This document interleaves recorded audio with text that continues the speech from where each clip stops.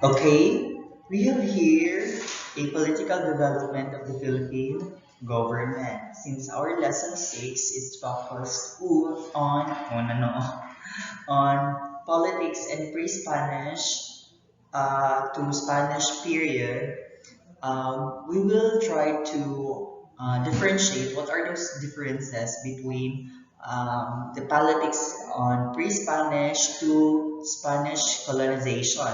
So we have here political development of Philippine government and the pre-Spanish Philippine government.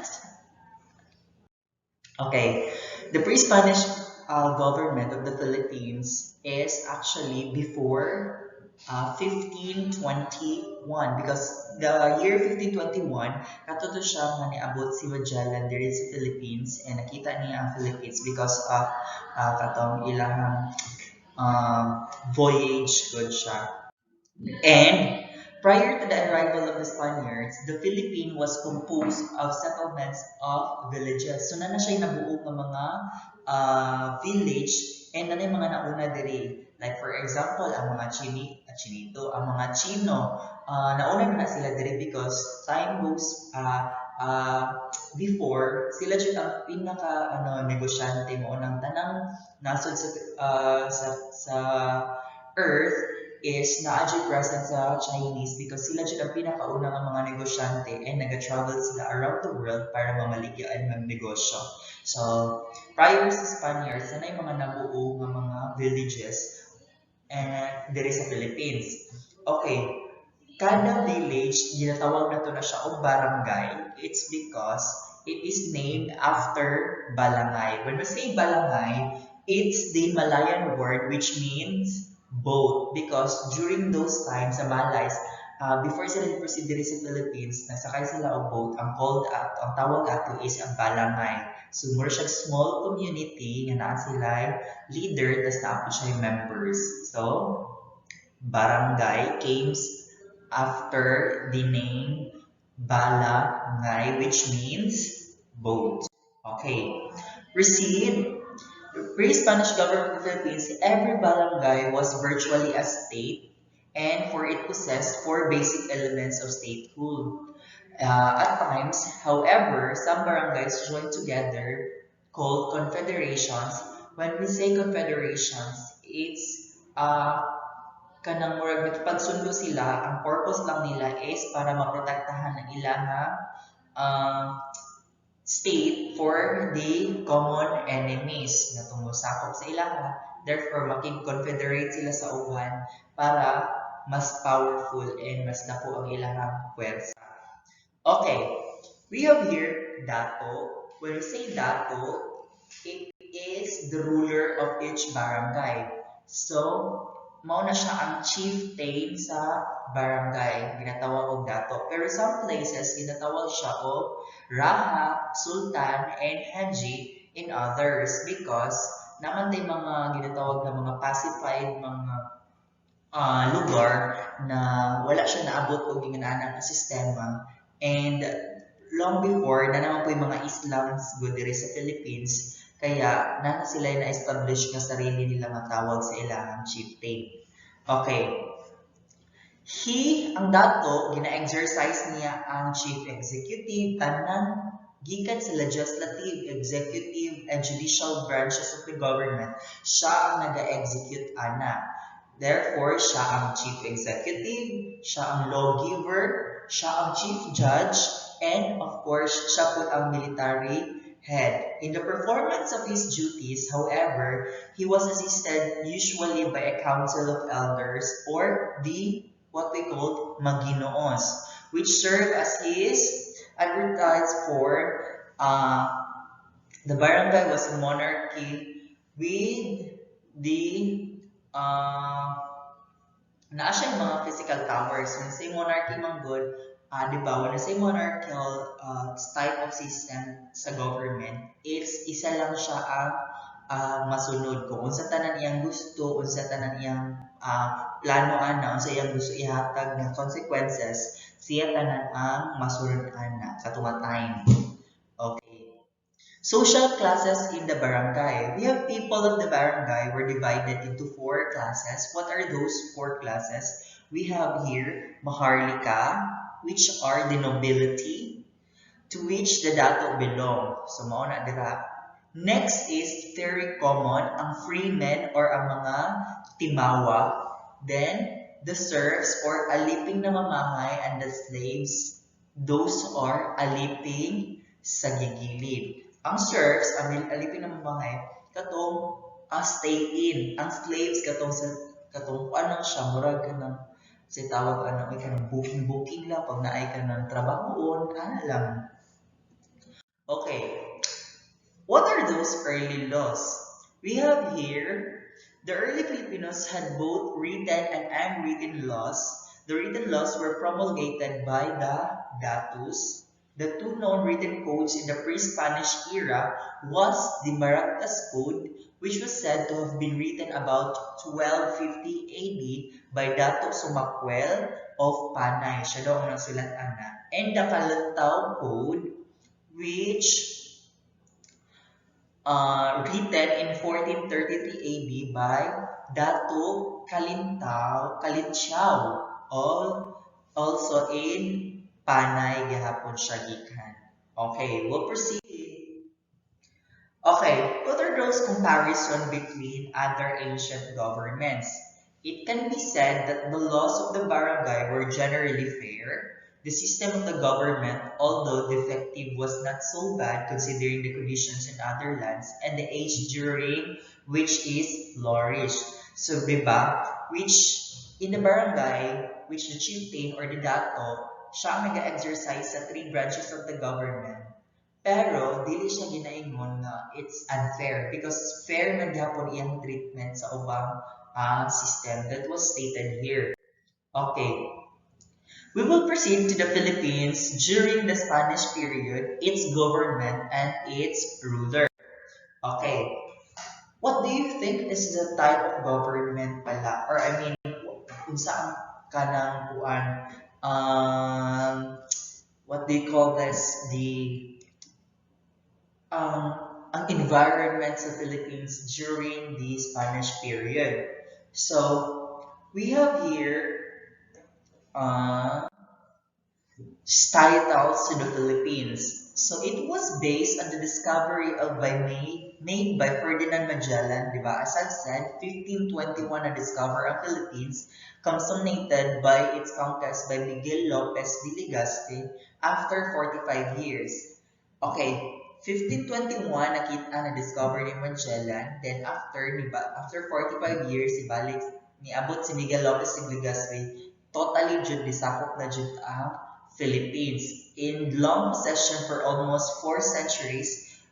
Why does it say that in almost 4 centuries? Because we are colonized by the Spaniards 333 years, diba? Dugay-dugay po siya until it was terminated during the time of Aguinaldo, katugong 1898, June 12, 1898, the official flag raising of the Philippine flag in Kawit, Cavite.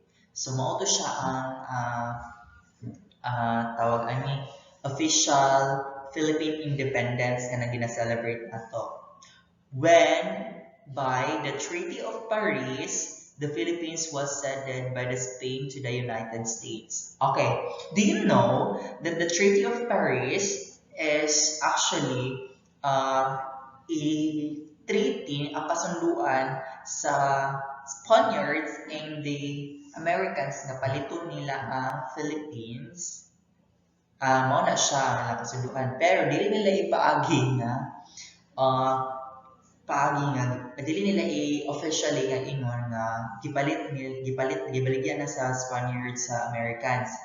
Pero ipaagi nila sila og war. Kaya nato ginatawag na mock battle because char-char lang to, atik-atik lang to nga kining gera para ingnon nga ni surrender ang Spaniards sa kamot sa mga uh, Americans. Pero prior to that, nanay nahitabo na Treaty of Paris, and that is katong ilang napagsunduan. Okay, proceed. Spanish colonial government from 1565, from 1565 to 1821, the Philippines was indirectly governed by the King of Spain through Mexico. And from 1821, the Mexico obtained her independence from the Spain to 1898, and the Philippines was ruled directly from the Spain. So, gikan atong 1565 to 1821, mura tag ka ng we are not in the indirect control by the state because tuagi pa ta sa Mexico because katong nga time ang Mexico lang ang katong gisakaw po na sila sa Spaniards and sa Spain tapos naana sila mas na-establish dito tapos pagka 1821 nakalaya man sila therefore nabago ang form of kining government and there is Philippines. Bali directly nata nga ang king from the Spain na ang nag-rule sa Philippines. Okay. From 1863, the military of ultramar or those colonies exercised general powers of supervision over Philippine affairs. 3 times during the Spanish period, 1810 to 1813, 1820 to 1823, 1836 to 1837, the Philippines was given representation to the Spanish Cortes by legislative body of Spain. So, gitagaan tag chance ka, mahimot ang legislative body. Kana siya nga mga ranges sa years. Kana lang po ang yatag nila sa atua. Okay. The government which Spain established in the Philippines was centralized in structure and natural scope. The barangays were consolidated into towns, each headed by Gobernador Silio. So, mauna ang Gobernador Silio, sila ang head sa town. Kung sa present nato karon, it's what we call mayors. Mauna ang Gobernador Silio. But actually, baliktad nga na siya. Ang Gobernador Silio, mauna ang karon sa present nato is ang mga mayors. Popularly headed by captain, and the towns into provinces, each headed by a governor represented the governor general in the province. Okay. The Governor General, also the ang rules of Governor General. The power of the government were actually exercised by the Governor General who resided in Manila. He was the Governor General, siya po ang Captain General, and the Viceroyal Patron. As the Governor General, he had executive, administrative, legislative, and judicial powers. Okay. Unsa di ay kabugat ang role sa Governor General? The Governor General serves as the state leader. Actually, nahimo mo butang word tag govern nahimo kang a province sa Spain katong time. So, siya bali a representative sa king, dili mo buta siya direct mo ato ang king diri sa Philippines because that time dugay kaayo ang travel. So, ginagapadala ang king diri o Governor General sa Philippines para siya ang head sa atua. Therefore, siya po ang represent sa king sa state base sa pagsakop nila sa Philippines. So that's the role of Governor General. At the same time, siya ang executive, siya ang nag-execute sa powers, the laws, siya ang nag-administrative, siya ang nag-administer sa tanan ng mga bulahot tunon dito sa Philippines. At the same time, siya ang legislative. Sa legislative, itagaan siya power sa king na maghimo og laws nga mo base sa ilang aims. Because the Spaniards, katong time, the Spaniards are actually nagatuyok sila sa kalibutan bringing these 3 aims. Unsa man ni siya? Katong 3 G's. What are those 3 G's? God, glory, and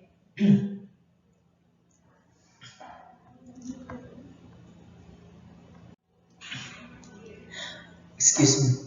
God, what are those 3 G's gani? God, glory, and gold. So, diba? Nita sila og gold.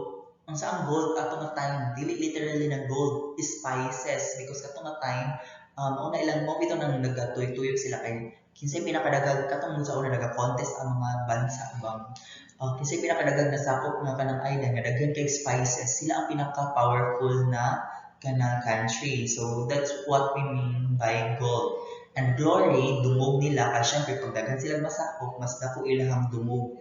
And of course, God, ginadaladala dyan na nila ang ilang Catholicism. Kaya naabot ang Catholicism diri sa Philippines because of Ferdinand Magellan and through Spanish colonization. So, kana ilang timanan God, gold, and glory. Okay, next. As a Captain General, he was a Commander-in-Chief of the Armed Forces of the Philippines. Take note, siya po ang Commander-in-Chief sa Armed Forces of the Philippines. And as a Vice-Royal Patron, gina-exercise niya ang certain religious powers. Because of these broad powers, it has been said that the Governor-General enjoyed more powers than the King Spain himself. Siban mas daghan pa siya og power kaysa sa King himself. Okay, this was justified, however, because the distance of the Philippines from the Spain. So, mas dako siyang control diri sa Philippines kaysa sa Spain. Ano man, kay layo man ang king, so mas makabanat siya sa iyang gibati jud siya diri. Okay, proceed. In the administration of the Philippines, ang Governor-General also nag-assisted by many boards and offices. Actually, ay mga kanang galamay po siya, particularly the Board of Authorities and the Council of Administration. Okay. That actually is the Philippine government, revolutionary era governments, republics. Sumoto nabuo na ni Katipunan government during atong time kay grabe naman siya na-feel na nila ang kanang pag-abuso sa mga Spaniards sa tower sa diri sa Philippines kaya nabuo ning mga Katipunan government, mga himagsikan. The Katipunan is the secret society that precipitated our glorious revolution on August 26, 1896. It was organized by Andres Bonifacio after the death of Ananisha. I think, I am not really sure.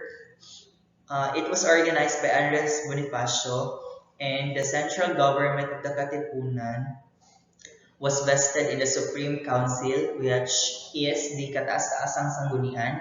In each province, there was a provincial council, which we call Sangguniang Barangay, and each town called Popular Council, we have Sangguniang Bayan. Okay. Unsa naa sa Katipunan government, judicial power was exercised by a judicial council or Sangguniang Hukuman. Pero this secret group, Katipunan was replaced by another government whose officials headed by General Emilio Aguinaldo as the president were elected in the Tejeros Convention held on March 22, 1897. So, tungod atong Tejeros Convention, elect si Emilio Aguinaldo and officially he became the first president of the Republic of the Philippines. Okay, what is BIAK na Bato Republic? When we say BIAK na Bato Republic, it is a republic that was established by General Aguinaldo in BIAK na Bato.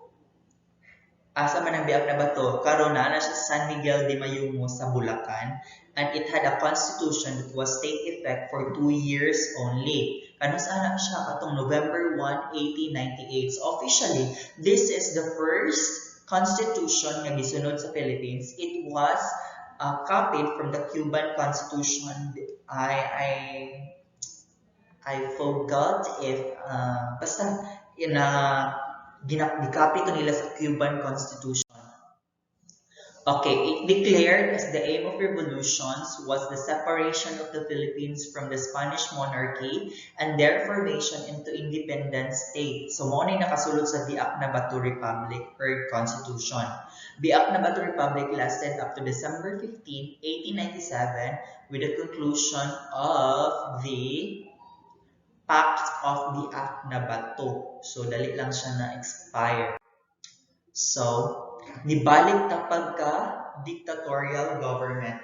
Actually, ma-encounter ko na kanina question sa board exam, I thought that we are fully independent na during 1898, June 12, because nalaya na ta. Pero katuloy siya nga time, we were into dictatorial government pa pala. Pero following the outbreak of the Spanish-American War on April 25, 1898, si General Aguinaldo, in view of the chaotic conditions in the country, established niya ang dictatorial government on May 24, 1898. So the most important achievements of the dictatorial government were the proclamation of the Philippine independence on Kawit, Cavite on June 12, 1898, and the reorganization of the local government. So during katong time, we are under pala, we are not in the, kini democratic government during that time katong pag-proclaim sa Philippine independence, but we are in the dictatorial government. Wow. Okay. Revolutionary government. In the administration of the Philippines, the Governor General was assisted by many boards and offices, particularly the Board of Authorities and the Council of. Okay, on June 12, 1898, General Aguinaldo established the revolutionary government, replacing the dictatorial government. So after na siya sa June 12, which is katong Philippine independence. So the decree making such change stated that the aims of the new government were the struggle for the independence of the Philippines until all nations, including Spain, will expressly reorganize it and to prepare the country for the establishment of a real republic. Kanang tinud-anay na jud siya. Nakita na jud ang namuno. Okay. I guess that's the end of the slide. So, we will proceed na lang for the American occupation. Pag-abot din sa Americans.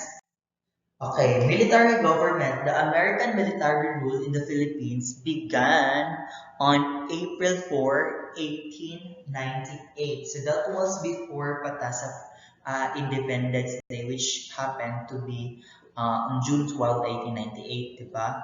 The day after the capture of Manila, katong mock battle, the existence was gave the President of the United States the power to establish military government. Mauna ilang gi-establish diri sa Philippines, military government, and as a commander-in-chief of armed forces of the United States. Kaya natay mga kanang dira sa Subic natay mga base, US base ng mga military nila because of kani mo siya nag-establish sila ang military government sa Philippines.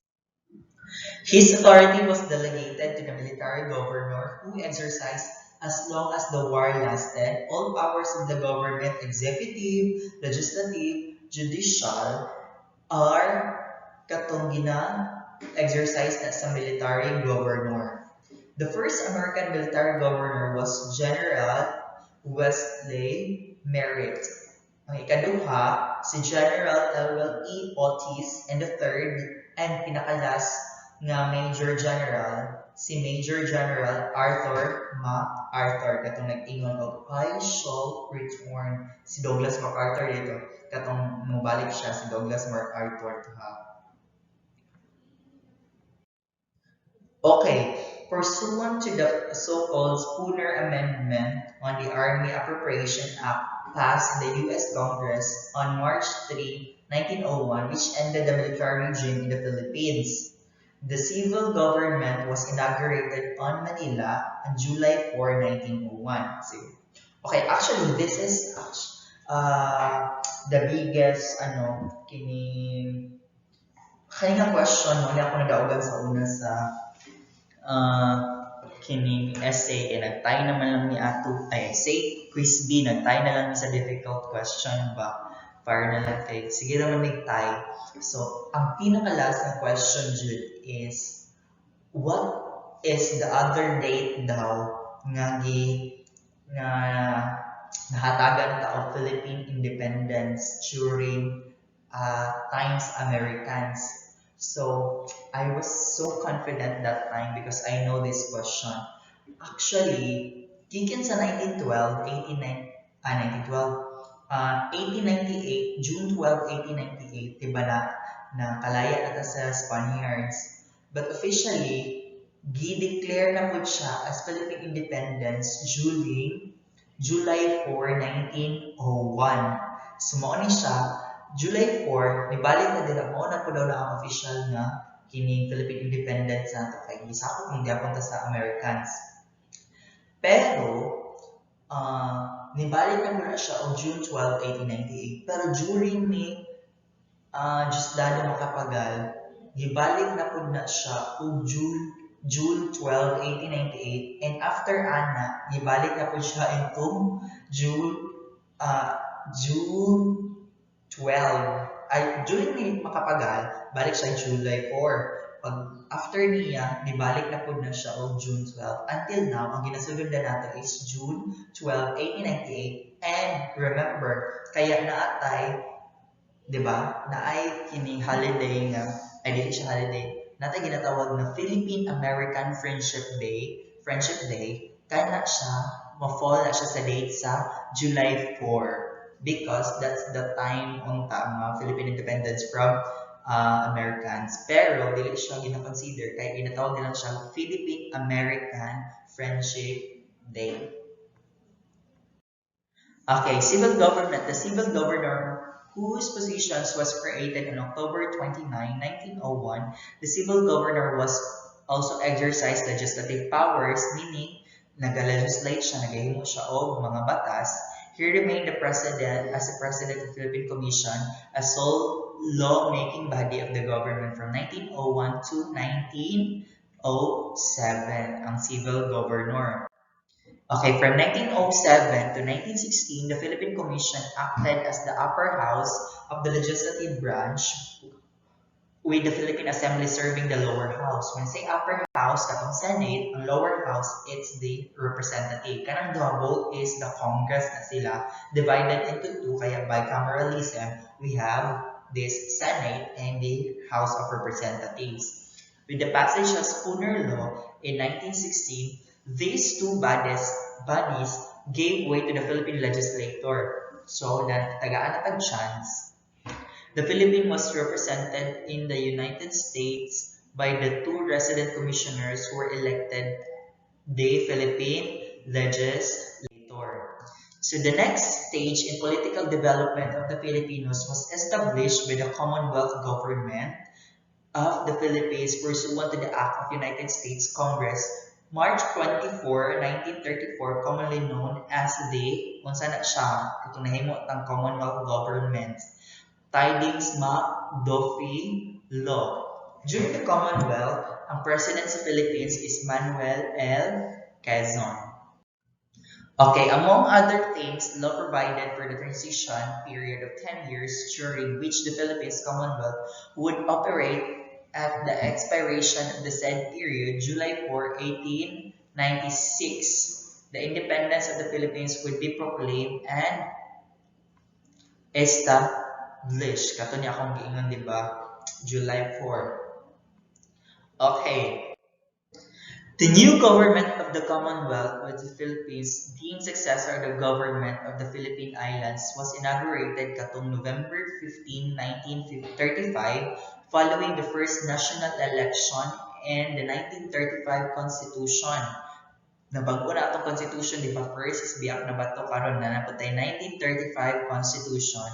And on September 12, 1935, we have Manuel L. Quezon and si Sergio Ismeña as the president and the vice president respectively. Okay, government during the Philippines, the Japanese occupation in the Philippines. Japanese military administration. So, di ba, hindi pa doon natatapos ang pananakop sa Pilipinas because ingon anak nakahalinon sa ubang country. It was established in Manila on January 3, 1942, one day after its occupation, under a proclamation issued by Japanese High Command.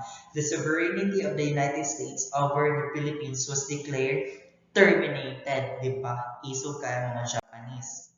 A civil government known as the Philippine Executive Commission, composed of Filipino, which George B. Vargas as the chairman, nag-organize sila of military forces of occupation. The commission exercised both the executive and legislative power. Okay. The laws enacted were, however, subject to the approval of Commander-in-Chief of the Japanese forces. The judiciary continued the same form under the Commonwealth. However, functioned without the independence which it had traditionally enjoyed.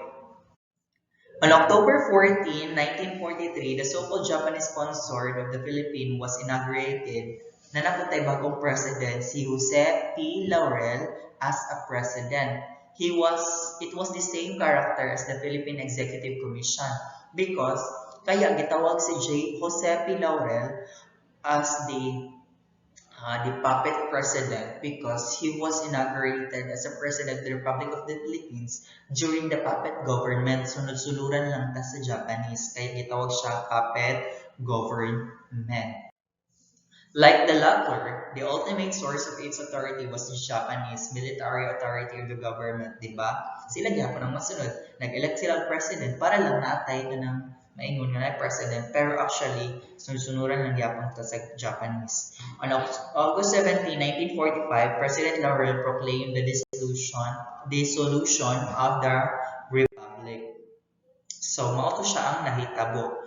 Kaya, katong nga time na buo ang mga what we call tumpok balahap, hukbong bayan laban sa Hapon, katong mura siya katipunan po siya sa time sa Spanish colonization.